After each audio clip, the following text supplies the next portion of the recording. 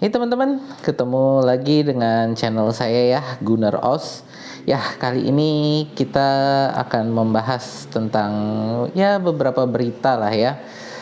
Karena ini pertandingan IPL sedang libur ya. Jadi untuk konten kali ini saya ingin ya bikin instant reaction. Sebenarnya bukan instant reaction sih ya. Ya, reaksi saya aja lah terhadap beberapa berita yang menurut saya menarik gitu ya.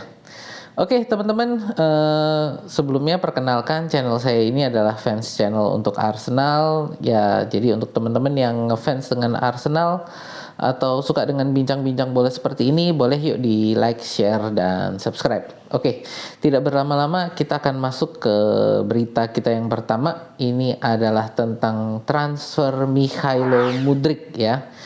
Oke, untuk Mudryk ini, ya, ini cukup menarik karena Shakhtar Donetsk ya sudah menetapkan harga dari Mikhailo Mudryk ini di harga 100 juta euro gitu ya.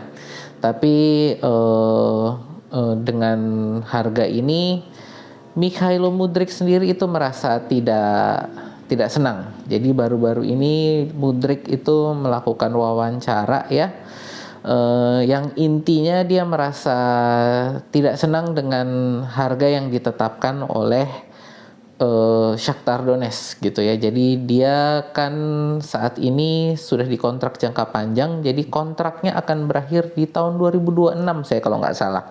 Jadi masih sangat panjang, masih 3 tahun dari sekarang ya, 4 tahun dari sekarang. Jadi kontraknya masih sangat panjang. Jadi Shakhtar juga sebenarnya tidak ada tekanan untuk menjual gitu ya.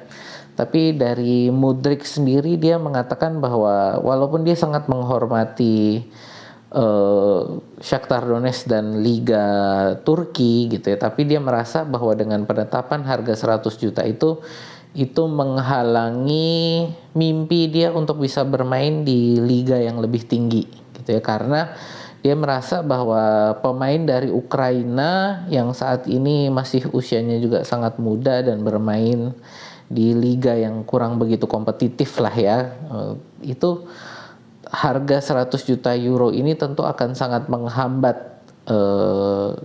mimpi dia untuk bisa bermain di liga yang lebih bagus lah, yang lebih tinggi gitu ya. Jadi dia merasa dihalang-halangi, tapi ya menurut saya lebih sopan lah ya dia apa yang dia katakan dibanding dengan apa yang Ronaldo katakan ya dengan wawancaranya. Jadi intinya dia menyatakan ketidakpuasannya dengan penetapan harga 100 juta euro oleh Shakhtar Donetsk gitu ya, dan dia juga sudah memberikan beberapa petunjuk lah, beberapa hint gitu ya, bahwa dia itu pilihannya kalau nggak Arsenal ya Real Madrid gitu. Jadi ya kemungkinan untuk Arsenal di sini sangat besar karena Arsenal sendiri sudah berdasarkan berita dari Fabrizio Romano ya. Jadi Arsenal sudah melakukan komunikasi dengan agennya Mudryk. Cuman belum berani melakukan penawaran ke Shakhtar Donetsk karena valuasi harganya yang sangat tinggi gitu ya. Siapa tahu sih dengan wawancara ini Arsenal ya bisa ya menstrukturisasi penawaran lah ya. Arsenal ini kan biasanya sangat kreatif dalam melakukan penawaran terhadap pemain. Tapi ya menurut saya juga valuasi harganya ini 100 juta memang sangat tinggi ya. Jadi kita nggak tahu juga nih arahnya bakal kemana. Apakah Shakhtar akan menurunkan harganya, akan memangkas harganya? Ya kita lihat nanti di Januari. Paling telat kemungkinan besar menurut saya di musim panas lah Mudryk ini akan dilepas gitu. Cuman kita nggak tahu harganya berapa nih akan dilepasnya gitu ya. Oke, lanjut ke berita kedua. Ya, berita kedua kali ini kita akan membicarakan tentang ya ini naik pangkat Edu gitu ya. Edu naik pangkat, sekarang dia menjadi sporting director pertama di Arsenal gitu. Oke, mungkin banyak teman-teman juga yang bingung kan lah, ini apa bedanya sih jabatan dia kemarin sama jabatan dia sekarang, apa bedanya? Ya, jadi untuk teman-teman yang mungkin belum tahu, jabatan Edu sebelumnya di Arsenal itu adalah sebagai technical director. Dan kali ini dia naik pangkat menjadi sporting director gitu ya. Bedanya apa? Nggak ada bedanya. Jadi inti kalau dari saya sebenarnya saya lakukan apa ya? Saya melakukan riset, saya cek-cek, ternyata intinya sebenarnya dia nggak ada perbedaan. Cuman dia memang ada tambahan tanggung jawab. Jadi kalau sebagai technical director dia tanggung jawabnya hanya untuk tim laki-laki dan tim perempuan. Jadi untuk tim senior ya, jadi tim senior pria dan tim senior wanita itu menjadi tanggung jawabnya Edu untuk apa? Melakukan pencarian pemain, rekrutmen pemain gitu ya, dan untuk masalah jual beli pemain ini menjadi tanggung jawab Edu gitu ya. Jadi untuk tim senior pria dan tim senior wanita. Nah sekarang dia sebagai sporting director ini juga ditambahin tanggung jawabnya lagi adalah untuk tim akademi gitu ya. Jadi dia akan melakukan kerjasama dengan Per Mertesacker sama seperti dia melakukan kerjasama dengan Arteta gitu. Jadi nggak ada yang berubah, sebagai sporting director dia hanya ditambahin tanggung jawab dan kemungkinan besar ini juga tambah gaji, naik gaji gitu ya. Lah terus ngapain kalau sebenarnya nggak begitu ada perbedaan, kenapa dia kok perlu sampai ada naik pangkat seperti ini? Seperti teman-teman mungkin sudah dengar beberapa minggu yang lalu ya, diberitakan juga oleh Fabrizio Romano bahwa ada 2 klub papan atas di Eropa, tidak disebutkan nama klubnya, tapi ada 2 klub papan atas Eropa ini yang mengincar Edu untuk dijadikan sebagai technical director mereka. Jadi kenaikan pangkat ini berarti adalah perpanjangan kontrak dari Edu, berarti Arsenal ini berhasil untuk menahan Edu ya untuk tetap di Arsenal dengan tanggung jawab yang lebih, dan ya pastinya kemungkinan besar gajinya juga lebih gitu, dan untuk kontraknya pasti juga jangkanya lebih panjang gitu ya. Jadi itu jadi teman-teman nggak perlu khawatir bahwa Edu ini tidak ada perubahan tanggung jawab, hanya ada tambahan tanggung jawab. Dan menurut saya ini dengan dia juga mengawasi tim akademi berarti akan semakin membuka jalan juga ya bagi pemain-pemain akademinya Arsenal untuk ada jalurnya menuju tim senior kita gitu ya, tim utama Arsenal gitu ya. Itu yang menurut saya menjadi satu nilai plus bagi anak-anak akademi ini.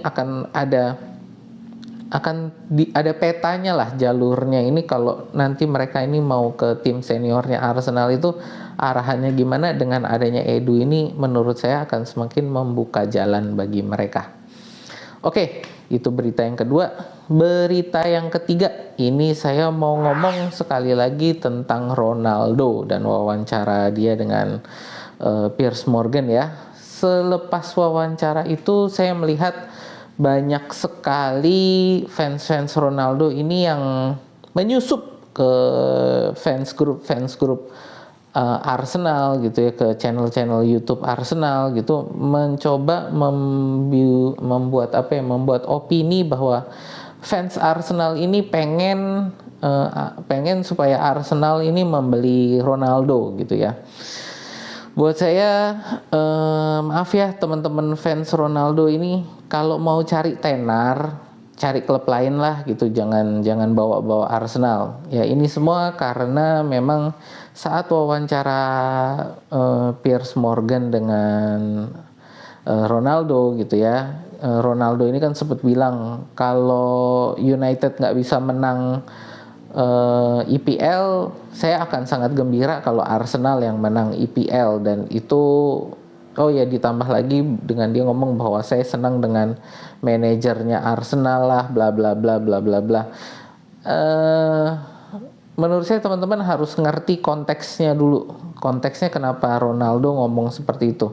Kenapa kok dia memuji-muji Arsenal? Ya, teman-teman harus tahu bahwa Piers Morgan itu amat sangat dikenal sebagai fans Arsenal gitu ya. Jadi fans yang, kalau dari saya ini adalah fans yang memalukan sebenarnya, karena dia fans yang kalau dari saya sih sebenarnya berani ngomong dia fans karbitan juga lah gitu. Jadi dia suka sekali ngomong-ngomong nggak jelas yang di media-media gitu ya, dengan dia juga sebagai personality media gitu ya. Jadi dia suka koar-koar lah. Di awal-awal Arteta juga dia sering koar-koar Arteta out gitu kan, sering kasih beli pemain ini, beli pemain itu, bla bla bla. Dan dari dulu dia juga suka ngomong beli Ronaldo, beli Ronaldo. Nah, inilah kesempatan dari Piers Morgan ini juga mendorong ke sana gitu kan ya. Jadi teman-teman harus tahu bahwa kenapa Ronaldo memuji Arsenal di wawancara itu, karena Piers Morgan ini fans Arsenal. Jadi dia supaya baik-baik lah sama si Piers ini, ya dia memuji-muji Arsenal. Jadi sebenarnya kalau menurut saya pujiannya Ronaldo ini juga bukan pujian yang tulus ya. Jadi lebih ke untuk nyenengin si Piers aja, bukan dari dalam hati dia untuk muji-muji Arsenal. Dan tadi sekali lagi dari saya untuk masalah Ronaldo apakah cocok untuk dibeli Arsenal. Saya ngomong sekarang ya.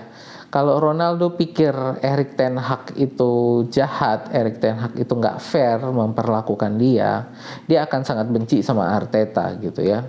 Kenapa? Karena kalau saya lihat, kalau Arteta yang pegang Manchester United di musim ini, udah dari awal musim itu sama Arteta kontraknya Ronaldo udah disobek dari awal gitu loh. Jadi menurut saya amat sangat nggak cocok lah. Jadi ini beberapa alasan saya kenapa nggak cocok nih Ronaldo di Arsenal. Yang pertama gitu ya, Arteta itu kalau main sekarang itu pola permainannya ini adalah pressing, high pressing ya, dimana pemain ini diharapkan untuk maju ke depan, mundur ke belakang, maju ke depan. Jadi lari-lari ngikutin bola full 90 menit gitu. Ronaldo bisa nggak? Kita sudah lihat pada saat Ralf Rangnick berusaha mencoba menerapkan gegen pressingnya yang mirip-mirip dengan high pressingnya Arteta gitu ya. Ronaldo nggak bisa ngikutin gitu loh. Ya, Ronaldo nggak bisa ngikutin.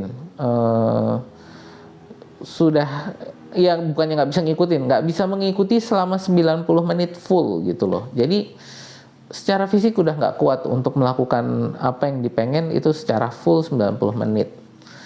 Yang kedua dari saya lihat ini dia mentalnya ini sekarang tidak stabil gitu ya. Tidak stabilnya ada beberapa alasan ini ya. Pertama, dia sepertinya juga belum bisa menerima bahwa fisiknya dia sudah menurun jauh gitu ya. Untuk mungkin kita ngomong sebagai manusia normal, dia fisiknya masih sangat prima gitu ya, masih sangat luar biasa. Tapi sebagai pesepak bola profesional, fisiknya sudah menurun jauh. Jadi sudah sangat jauh, dan dia sepertinya nggak bisa terima itu. Yang kedua dari saya itu secara mentalnya itu tadi, dia menurut saya juga masih belum lepas dari masa berkabung dari meninggalnya anaknya gitu ya. Jadi saya lihat dia masih sangat emosional terhadap meninggalnya anaknya ini ya. Jadi ada yang nyentil sedikit aja sama dia itu langsung dia marah-marah gitu loh. Ya, kelihatan banget itu ketika dia membalas kritikan Rooney, yang menurut saya kritikan Rooney itu kritikan yang masuk akal dan fair lah gitu. Tapi dibales tidak proporsional, sampai dia bilang kan Rooney ini jelek secara aku lebih ganteng daripada Rooney bla bla bla itu kan. Nah itu tadi mentalnya ini nggak stabil Ronaldo ini. Yang ketiga ini ya laporan lah itu dari ya Manchester City itu kan kemarin dia Manchester City melakukan klarifikasi bahwa Ronaldo ini tidak dalam waktu musim 2021-2022 awal musim itu kondisinya Manchester City amat sangat jauh dari kata sepakat untuk memboyong Ronaldo ke Manchester City. Jadi sangat nggak bener lah apa yang diomongin Ronaldo bahwa katanya itu dia sudah dekat untuk pindah ke Manchester City. Itu Manchester City sudah menolak pernyataan itu gitu. Nah itulah di situ makanya saya bilang Ronaldo ini nggak cocok. Kita lihat secara statistik aja deh. Ya ini statistiknya nih. Sama Eddie Nketiah statistiknya 11-12. Jadi ngapain kita cari versi lebih tua, lebih nggak energik dan dengan gaji yang lebih mahal dan dari Nketiah, di mana kita akan mendapatkan output yang sama dengan Nketiah gitu. Jadi menurut saya percuma lah Ronaldo ini. Dan tadi saya balik lagi ke awal untuk nih ya fans Ronaldo nih yang suka ngerecokin di fans grup Arsenal, percayalah Arteta tuh nggak akan mau ambil Ronaldo gitu loh. Ya kalian sok-sokan mau bikin opini bahwa fans Arsenal mau Ronaldo, bacalah. Banyak sekali balasannya yang mengatakan bahwa Ronaldo ini sudah habis, ya kita nggak mau Ronaldo gitu ya. Kalau kalian mau balas dendam sama MU ya jangan pakai nama Arsenal gitu ya. Kalian balas dendam sendirilah. Kalian mau bikin masalah sama Manchester United, bikin sendiri, jangan tarik nama Arsenal gitu ya. Nah itu aja sih dari saya 3 berita yang menurut saya menarik nih di minggu ini. Ya nggak tahu nih ke depan apakah news reaction ini akan kita teruskan, ya kita lihat saja nanti ya. Oke teman-teman, terima kasih atas atensinya. Sekali lagi untuk teman-teman yang ngefans dengan Arsenal dan mungkin suka untuk pembahasan berita semacam ini, boleh yuk di like, share, dan subscribe. Sampai jumpa di pembicaraan bola kita berikutnya.